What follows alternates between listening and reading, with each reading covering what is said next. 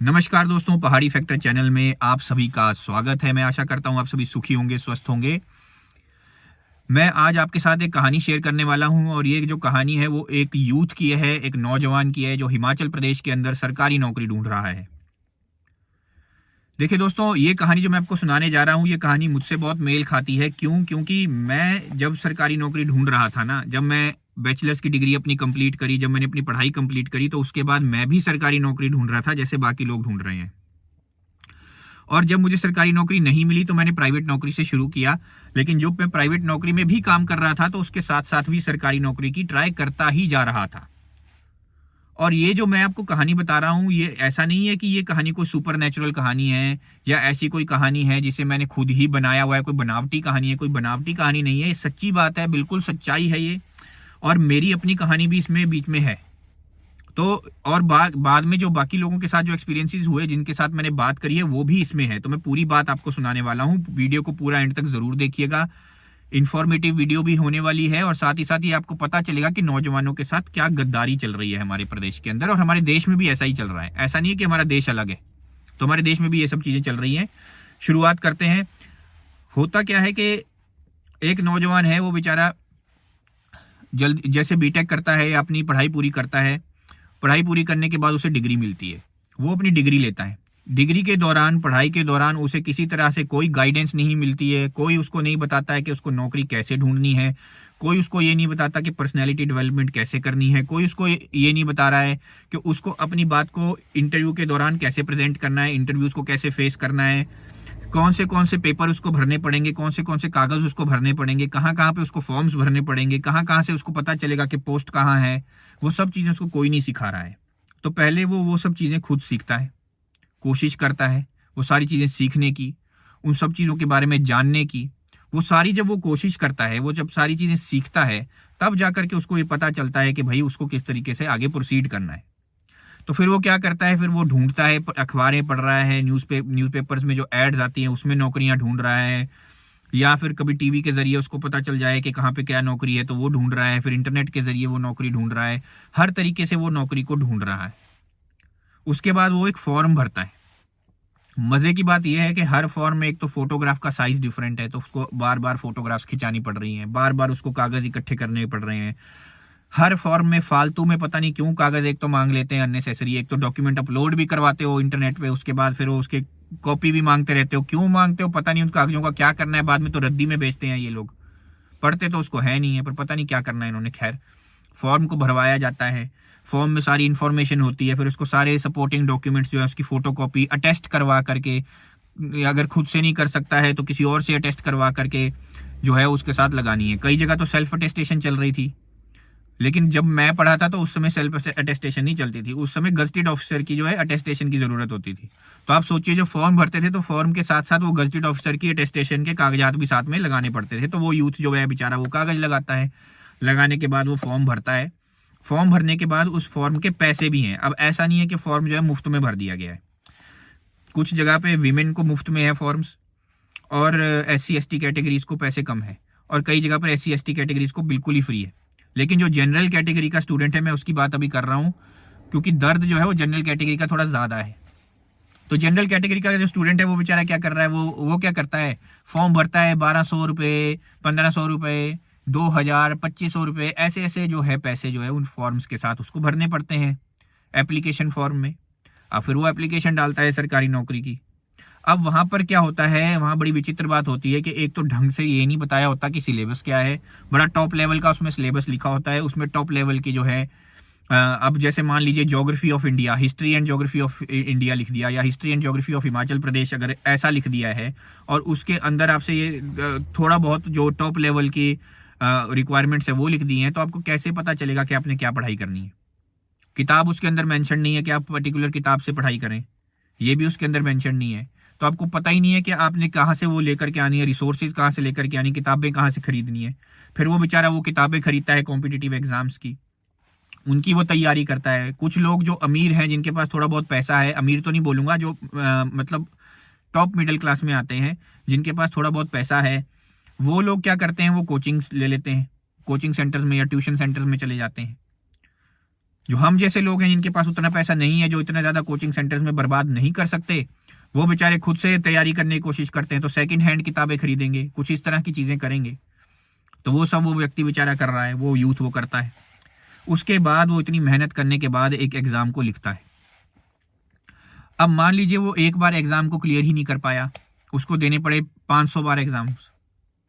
होता ही है, क्योंकि ज़रूरी थोड़े नहीं कि ये पहली बारी में आप क्लियर कर जाएंगे, और एक एग्ज़ाम थोड़ी दे रहे हैं, हर डिपार्टमेंट का एग्ज़ाम वो बेचारा दे रहा है, क्योंकि वो बेरोज़गार है, उसे अपनी पढ़ाई की नौकरी नहीं मिली है, तो वो बेचारा ढूंढ रहा है हर तरह की नौकरी।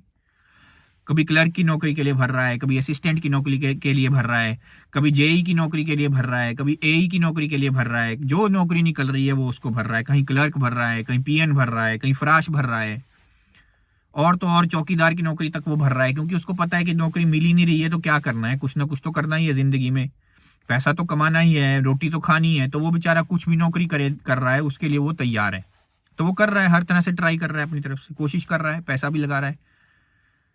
और इतनी मेहनत के बाद मान लीजिए, अब ये बीच में थोड़ी सी वो बात आ गई उन लोगों की जिनकी लगी है, मेरी तो नहीं लग पाई। मान लीजिए किसी की अगर वहाँ पे जो है सरकारी नौकरी का एग्ज़ाम क्लियर हो गया, अब क्लियर हो जाता है उस यूथ का, अब जिसकी मैं कहानी बता रहा हूँ, मान लेते हैं कि उसका क्लियर हो जाता है, उसका वो एग्ज़ाम क्लियर हो गया। उसके बाद वो बेचारा गया इंटरव्यू की स्टेज में।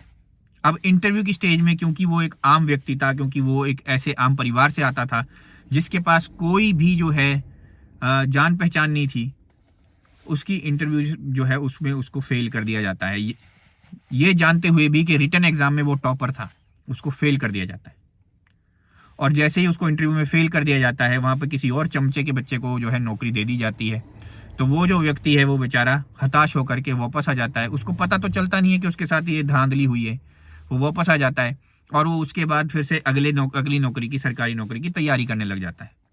और ऐसा करते करते उसका जो जीवन है ऐसे ही चलता रहता है। बीच में छोटी मोटी प्राइवेट नौकरियां वो करता रहता है, और जैसे तैसे करते करते वो एंड तक कोशिश करता करता फिर जब थक जाता है, जब हार जाता है, जब उसको पता चल जाता है कि अब इसके बाद उसकी जो सरकारी नौकरी की एज लिमिट थी वो ख़त्म हो चुकी है, वो उस एज को हिट कर चुका है, वो एज जो है उसकी ख़त्म हो गई, अब उसको नौकरी नहीं मिलेगी, तब वो बेचारा हताश होकर के घर में बैठ जाता है। और एक दिन फिर वो अपनी अलमारी की सफाई करता हुआ, जब उसके हाथ में वो पुराने फॉर्म्स निकलते हैं जो उसने भरे हुए थे, जितने भी फॉर्म्स उसने भरे, जितने भी एडमिट कार्ड्स उसको मिले, वो सब जब एडमिट कार्ड्स वो देखता है, तब वो उसकी कैलकुलेशन करता है, तो उसे पता चलता है कि वो 3-4 लाख रुपए जो है वो सिर्फ और सिर्फ फॉर्म्स को भरने के ऊपर वेस्ट कर चुका है।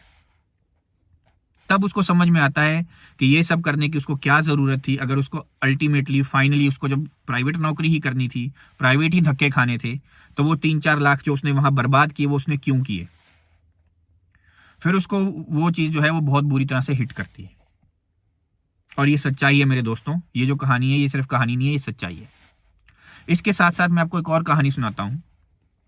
ये भी हिमाचल प्रदेश की कहानी है और ये पूरी तरह से सच्ची कहानी है। इसमें एक व्यक्ति था, वो बेचारा एक बहुत इंटीरियर गांव से बिलोंग करता था, हिमाचल प्रदेश के ही बहुत इंटीरियर गांव से वो बिलोंग करता था। बहुत मेहनती वो बच्चा था, बहुत मेहनत वो करता था, दिन रात उसने एक किया। उसके पास पैसा भी नहीं था, बहुत गरीब था, और एक टाइपराइटर जो था वो किसी से उधार लेता था। वो कर रहा था ये जो आप देखते होंगे ना, जो ऑफिस के अंदर असिस्टेंट्स की पोस्ट निकलती है, जैसे हम बोलते हैं कि असिस्टेंट की निकली है, जहाँ पे शॉर्ट हैंड की ज़रूरत होती है, या रिपोर्टर्स की पोस्ट निकलती थी विधानसभा में, इस तरह की जो पोस्टें निकलती हैं, या क्लर्क्स की पोस्टें निकलती हैं जहाँ पर टाइपिंग की ज़रूरत है, जहाँ पर शॉर्ट हैंड की ज़रूरत है, वो उस तरह की पोस्ट की जो है तैयारी कर रहा था वो बच्चा। तो बहुत उसने मेहनत करी। उसके पास कोई ऐसा कोचिंग देने वाला उसको कोई नहीं था, कोचिंग के उसके पास पैसे भी नहीं थे, वो बहुत ही गरीब था। वो मजदूरी करता था, मजदूरी से जो पैसे वो कमाता था उसी से वो जो किताब खरीदता था, मतलब इतना ज़्यादा वो गरीब था। तो उसने क्या किया, एग्ज़ाम निकला विधानसभा के अंदर।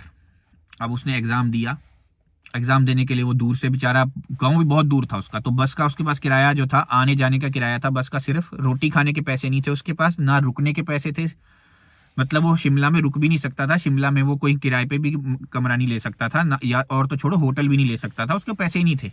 तो उसने आने जाने के बस उसका बस का किराया था उसके पास, और वो जो टाइपराइटर जो वो उधार लेकर के आया था किसी से, उसका पैसा उसने दिया था किराया टाइपराइटर का, और उसके बाद कुछ नहीं था। वो टाइपराइटर तो उस टाइम ज़रूरत थी, वो पुरानी की बात बता रहा हूँ मैं आपको, उस टाइम टाइपराइटर की ज़रूरत थी ये इंटरव्यूज़ देने के लिए और टेस्ट देने के लिए। तो वो जो है भाई साहब अपना लेके आया बेचारा, टाइपराइटर वगैरह सब कुछ कंधे पे उठाया है, मेहनत करता हुआ बस में चलता हुआ आ रहा है। बस से बड़ी मुश्किल से वो बेचारा पहुंचा। उस समय सर्दी का समय था, बर्फ़ वहाँ पे शिमला में पड़ रही थी, बर्फ़बारी हो रही थी। बड़ी मुश्किल से वो पहुंचता है दफ्तर तक, और वहाँ दफ्तर में जाकर के उसने बेचारे ने एग्ज़ाम दिया। रिटन एग्ज़ाम हुआ, रिटन एग्ज़ाम उसने दिया, डिक्टेशन दी गई, उसने डिक्टेशन ली, डिक्टेशन के बाद उसने टाइप किया, और वो व्यक्ति जो था टॉपर था। टॉपर था वो व्यक्ति जिसने वो ये सब किया। बहुत मेहनती था, तो बहुत अच्छा उसका हुआ था एग्जाम। मैं ये नहीं बोलूंगा कि बहुत 100% उसने सारी चीज़ें करेक्ट करी थी, बीच में उसकी गलतियां भी थी, लेकिन वो टॉपर था। जितने वहाँ पे लोग आए थे उसमें टॉपर था वो, और उसको फेल कर दिया गया दोस्तों। उसका पेपर ही गोल कर दिया गया, बदल दिया गया। और जिसको उन्होंने लगवाना था, जिसको जिसको उन्होंने उस पोस्ट पे बिठाना था, मैं आपको पोस्ट नहीं बता रहा हूँ कौन सी है, क्योंकि फिर लोग जो है चिल्लाने लग जाते हैं, और मैं ज़्यादा आपको दफ्तर भी नहीं बताने वाला हूँ कौन सा है, लेकिन आप समझ जाओ कि विधानसभा का ही कोई दफ्तर था। तो वहाँ पर उसके साथ ऐसा किया गया, उसके पेपर को बदल दिया गया, और बदलने के बाद उसको तो बेचारे को पता नहीं था, उसको क्या मालूम था कि मेरा पेपर बदल दिया है। वो तो बैठा था बेचारा के इंतजार में कि मुझे पता है, बताएंगे। वो वहीं बैठा था शाम तक, और आप सोचिए शाम तक वहीं बैठा था, बर्फबारी हो रही थी। उसने उस बर्फबारी में शाम को अपना रिजल्ट देख करके फिर घर जाना था, और उसको ये सुनाते हैं कि भाई तू तो फेल हो गया है, तेरी तो बहुत गलती है, तू फेल है। और वो हताश होकर के बेचारा चल पड़ा। उसको क्या मालूम, वो हताश हुआ, उसने अपना फिर से वही टाइपराइटर कंधे पे उठाया और धीरे धीरे रोता हुआ चला गया, क्योंकि उसको इतना पता चल गया था कि मेरा पेपर बहुत अच्छा हुआ है। वो जानता था कि उसका पेपर कैसा हुआ, क्योंकि जब आप पढ़ते हैं ना, जब आप मेहनत करते हैं, तो आप जब एग्जाम देते हैं आपको उसी समय पता चल जाता है आपका एग्जाम कैसा हुआ है। ऐसा कोई मैंने व्यक्ति नहीं देखा जिसको पता नहीं है उसका एग्जाम कैसा हुआ है। कोई भी व्यक्ति नहीं है जो मेहनत नहीं करता, उसको भी पता है कि उसका एग्जाम कैसा हुआ है। और मुझे इसलिए पता है, मैं तो पढ़ाता भी रहा हूँ बच्चों को, तो मुझे मालूम है अच्छे तरीके से। 4 साल तो मैंने टीचिंग भी कराई है, इंजीनियरिंग कॉलेज में टीचिंग कराई है, एग्जामिनेशन सुपरवाइजर भी रहा हूँ मैं। तो मुझे पता है कि किस तरीके से जो है वो बच्चा सोचता है, उसकी सोच क्या होती है, वो क्या, और जब हम एग्जाम देते हैं तब हमारे साथ क्या होता है। मैं खुद भी तो स्टूडेंट तो रहा ही हूँ ना। तो वो जो व्यक्ति था बेचारा, उस व्यक्ति ने इंतजार करता रहा। उसको जब वो बताया गया कि तू फेल हो गया है, वो हताश होकर चलने लगा, निकलने लगा। तो जैसे गेट के पास पहुंचा, तो गेट के पास उससे कुछ लोगों ने पूछा। अब मैं कुछ लोग आपको इसलिए बता रहा हूँ क्योंकि जिन लोगों की मैं बात कर रहा हूँ वो सब मेरे खास हैं, तो इसलिए मुझे ये स्टोरी पता है। तो उन लोगों ने उससे पूछा जाते हुए कि तू रो क्यों रहा है, क्योंकि वो बहुत ज़्यादा रो रहा था। तो उससे पूछा तू रो क्यों रहा है, तो उसने बोला मैं रो इसलिए रहा हूँ कि मैंने बहुत मेहनत करी है, मैंने अपनी ज़िंदगी के ना जाने कितने साल मैंने इसके ऊपर मेहनत करी है। बहुत गरीब फैमिली से मैं बिलोंग करता हूँ, मजदूरी मैं करता हूँ। ये टाइपराइटर भी जो मैंने कंधे पे उठाया हुआ है, ये टाइपराइटर भी जो है मैं उधार पे लेकर के आया हूँ। इस टाइपराइटर को मैंने किराए पे लिया है, इसका किराया देने के भी मेरे पास पूरे पैसे नहीं है। अभी जा करके मजदूरी करूंगा तो इस टाइपराइटर का किराया दूंगा, और अभी आने जाने का ही मेरे पास बस का किराया है, उससे ज़्यादा पैसा भी नहीं है। तो मैंने कुछ खाया भी नहीं हुआ है सुबह से, पूरे दिन भर का मैंने कुछ रोटी तक क्या, मैंने पानी भी नहीं पिया है। और यहाँ पर आकर के मेरा पेपर अच्छा हुआ है, मुझे मालूम है मेरा पेपर अच्छा हुआ है, ये मुझे बोल रहे हैं फेल हो गया हूं मैं। वो सिर्फ ये कहता रहा कि मुझे ये समझ में नहीं आ रहा है कि कम से कम मुझे मेरा पेपर तो दिखा दो, कम से कम मुझे इतना तो बता दो कि मेरे नंबर कितने हैं, आपने मुझे फेल कैसे किया है, किस बेसिस पे किया है, कितने नंबरों से किया है। जब उसने वो शोर शराबा मचाया, तो वहां पर किसी ने उसको बता दिया, भाई जो तेरे नंबर है वो तो बहुत कम लगाए हैं, वो तो कोई 30 या 40 नंबर ही लगाए हैं टोटल 100 नंबर में से। तब वो बेचारा और हैरान हो गया कि मेरा ऐसा हो ही नहीं सकता, क्योंकि जो मुझे डिक्टेशन दी थी, उस डिक्टेशन में कहता मैं जानता हूं कि मेरी 5 या 6 गलतियां होनी चाहिए थी, उससे ज्यादा नहीं होनी चाहिए थी। 5-6 गलतियों से ज्यादा मेरी गलती जो है नहीं होनी चाहिए थी। ये वो बार बार बोलता रहा, और उसके बाद उन्होंने बोला कि भाई अब क्या कर सकते हैं, यहाँ तो यही धांधली है, क्योंकि यहाँ पे इन्होंने पहले से फिक्स कर लिया था कि किस व्यक्ति को उन्होंने नौकरी देनी है, वो पहले से तय था। ये जो सारा रिटन एग्जाम का, इंटरव्यू का जितना भी ये सारा जाल है, ये सिर्फ और सिर्फ दिखावा है और कुछ नहीं है। तेरे को तो रिटन एग्जाम में फेल कर दिया, अभी तो उन्होंने उसके बाद इंटरव्यू में कई लोग ऐसे ही फालतू फेल करने हैं, ये उससे कहा गया, बता दिया गया उसको। और उसको इसलिए बताया गया क्योंकि वो ये जान ले कि ऐसे दफ्तरों में जब वो आगे तैयारी करेगा तो उसको ये सब चीजें दिमाग में पहले रखनी पड़ेंगी। उसको बता दिया गया, फिर भी उसको ये बताया गया कि तू मेहनत करता रहे, हो सकता है तेरा किसी और जगह हो जाए। और वो व्यक्ति कहता मैं क्या करूंगा, मैं कुछ नहीं कर सकता, मेरे पास उतना पैसा नहीं है, मुझे घर बार भी पालना है, इतनी बार मैं ट्राई भी नहीं कर सकता। तो वो बेचारा ऐसा ही चला गया। रोटी जो है फिर उन जिन लोगों की मैं आपको बात बता रहा हूँ, जो मेरे खास है, मुझे पता है वो, जिनसे मुझे स्टोरी पता चली थी, फिर उन्हीं लोगों ने उसको खाना खिलाया। खाना खिला करके उसको थोड़ा संभाला, क्योंकि बहुत रो रहा था, बहुत बुरी हालत में वो था, बेहोश तक होने लगा था वो। उसको संभाला, फिर उसको थोड़े पैसे भी दिए और उसे कहा कि आराम से जाना बस में अब, और अगली बारी भी जो है अगर तैयारी करनी है तो थोड़े पैसे ले जा। और हो सकता है उस व्यक्ति ने फिर से दोबारा तैयारी की होगी, क्योंकि मैं उस व्यक्ति को तो डायरेक्टली नहीं जानता हूँ। हो सकता है उसने बाद में तैयारी की होगी, हो सकता है उसकी लग भी गई हो नौकरी, लेकिन ये हुआ था उसके साथ, ये सच्चाई। और ये जो मैंने आपको दो चीज़ें बताई ना, दो स्टोरीज अलग अलग तरीके से, ये दोनों स्टोरीज का सार पता क्या है? सार ये है कि जब जो नौजवान है ना, नौजवान की हालत यहाँ पे ये है हमारे प्रदेश के अंदर कि वो बेचारा मेहनत करता रह जाता है। जो अच्छा नौजवान है, समझदार नौजवान है, पढ़ा लिखा नौजवान है, मेहनती नौजवान है, वो तैयारी करता रह जाता है, वो बार बार एग्जाम्स देता रह जाता है, और कुछ चंद लोगों को, खास लोगों को लगा दिया जाता है, बाकी लोग धक्के खाते रह जाते हैं। और जहाँ पर सेंट्रल रिक्रूटमेंट्स होती हैं, जहाँ पर ये आप देखोगे सिलेक्शन बोर्ड्स के द्वारा जो रिक्रूटमेंट होती है, वहाँ पर फिर भी कुछ लोग जो हैं वो बीच में जो है उनको नौकरी लगा दिया जाता है, लेकिन उसमें भी सिफारिशें चलती हैं। आप ये मत सोचिए कि उनमें सिफारिशें नहीं चलती, सिफारिशें उनमें भी चलती हैं। तो सिफारिशें जो हैं उसमें भी चलती हैं। आप ये मत सोचिए कि सिफारिशें उसमें नहीं चलती हैं, या वहाँ पर जो है आपने सर्विस सिलेक्शन बोर्ड से कुछ एग्जाम दे दिया है तो सब कुछ सही है, वहाँ पर भी चल रही होती हैं। लेकिन वहाँ पर ऐसा है कि जैसे मान लीजिए 100 लोगों की रिक्रूटमेंट है, तो 100 में से 20 लोग अपने रख लिए, 80 लोग जो है वो दूसरे रख लिए। लेकिन कुछ ऐसे दफ्तर हैं जहाँ पर पोस्ट ही 3 या 4 हैं। अब 3-4 पोस्टों में भी उन्होंने अपने ही बंदे रखे हुए हैं कि उन्होंने पहले से सोच लिया है कि हमने यही रखने हैं, तो वो तो गलत है ना फिर। और ये चीज़ें चलती रहती हैं दोस्तों, और ये आम जो यूथ है उसकी कहानी यही है। और इसीलिए आप देखते हो कि प्रदेश में भी यूथ क्या कर रहा है, बेचारा बैठा है, जगह जगह धरने कर रहा है, इंतजार कर रहा है कि उसकी जो सरकारी नौकरी उसको दी जाएगी। रिजल्ट अभी तक नहीं निकाला है, 2-2 साल पुराने एग्जाम ले लिए गए, अभी तक रिजल्ट नहीं निकाला है। पीछे सर्विस बोर्ड जो है डिसॉल्व कर लिया गया था, तो उसको कितनी टाइम लगा दिया उसको, वो नहीं ढंग से ठीक सेट हो पाया इनसे। उसके बाद वो जो एग्ज़ाम लिए जाते हैं, वो जो एग्ज़ाम्स है उनकी क्या ऑथेंटिसिटी है। अब जगह जगह ट्यूशन सेंटर्स के रैकेट चल रहे हैं, बड़े बड़े ट्यूशन स्कैम्स चल रहे हैं। वो लोग क्या करते हैं, वो पेपर लीक करवाते हैं पैसा दे के पेपर लीक करवाएंगे तो अपने ही बच्चे, उन्हीं के बच्चे लगेंगे जो उनके ट्यूशन सेंटर्स में पढ़ रहे हैं। वो ऐसा तो धांधलियाँ चल रही हैं। तो आम जो व्यक्ति है, जो बेचारा आम यूथ है, जो ईमानदार भी है, जो मेहनती भी है, जो सच्चा भी है, जो अच्छा इंटेलिजेंट भी है, उसको पूछ कौन रहा है? तो जो इंटेलिजेंस है वो प्रदेश को छोड़ेगी नहीं, तो और क्या करेगी?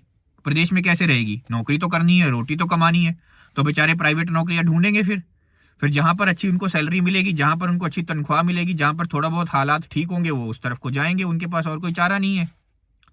और यही सच्चाई है दोस्तों, यही सच्चाई है। मैं बार बार आपको बोलता रहता हूं कि जो यूथ है हिमाचल प्रदेश का, वो डायरेक्शन लेस घूम रहा है। जो यूथ है उसको कोई सपोर्ट नहीं मिल रहा है, मेंटल हेल्थ के ऊपर कोई बात नहीं कर रहा है, यूथ का कोई साथ नहीं दे रहा है। और ये जो आप देखते हो ना कि बड़े बड़े पॉलिटिकल पार्टीज के जो नेता हैं, चाहे वो पक्ष के हैं चाहे विपक्ष के हैं, ये ध्यान से समझ लीजिए आप इस बात को, चाहे वो पक्ष का नेता हो चाहे विपक्ष का नेता हो, वो सिर्फ और सिर्फ ड्रामेबाजी करने के लिए, अपनी फोटो चलाने के लिए, सोशल मीडिया पे ये चलाने के लिए कि फलाना जो नेता है वो फलाने कैंप में पहुंच गया, फलाना नेता है जो वहां चला गया कि जहां पर ये यूथ बैठा हुआ था, धरने कर रहा था, या फलाना नेता ऐसी जगह चला गया जहां पर लोग सैलरी के लिए धरने कर रहे हैं। आप जब ये चीजें देखते हो ना ये सोशल मीडिया पे, तो वो सिर्फ और सिर्फ आपका दिमाग जो है वो उसके साथ खेलने के लिए ये सब चीजें की जाती हैं।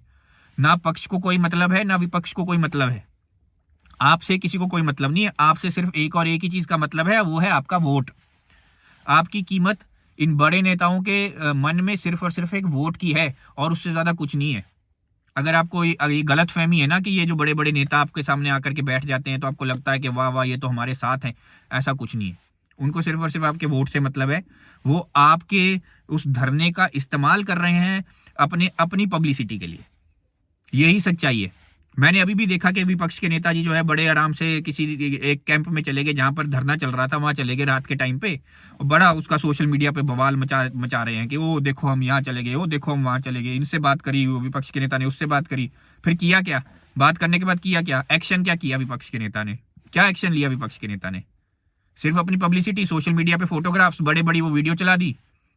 और ऐसा कौन होता है भाई जो किसी को मिलने जा रहा है तो आसपास पहले वीडियो बन रही है, वहां पे पहले उनके लिए एक बेंच लगा दिया गया है, वो जो बाकी लोग हैं वो तो नीचे बैठे हैं, जमीन पे बैठे हुए हैं, और ये भाई साहब जी बेंच पे बैठे हैं।